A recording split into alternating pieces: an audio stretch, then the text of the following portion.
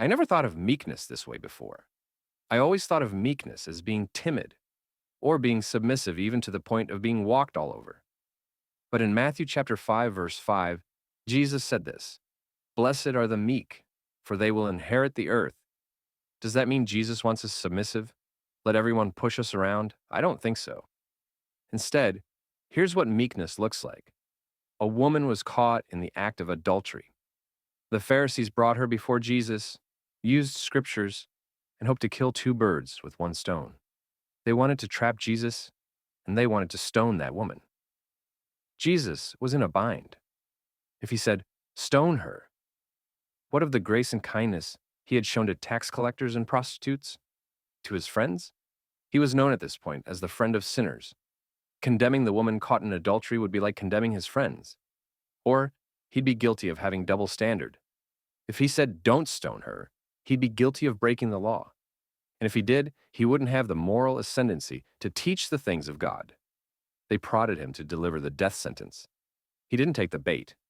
Instead, he wrote on the stony ground twice, as if to proclaim to them, "You want to talk to me about the law? I was the one who gave you that law."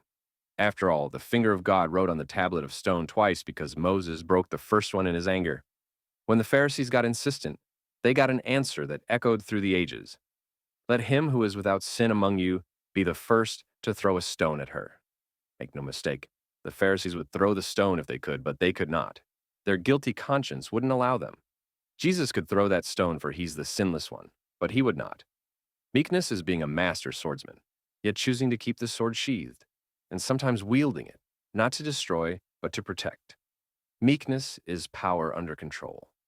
And because Jesus was there, everyone, yes, Pharisees included, got away scot-free, and the sinless one took their condemnation on his body and nailed it on the cross. For this is the only way he can uphold the law's perfect standard and justly declare no condemnation over that woman. You know the only difference between the Pharisees and that woman?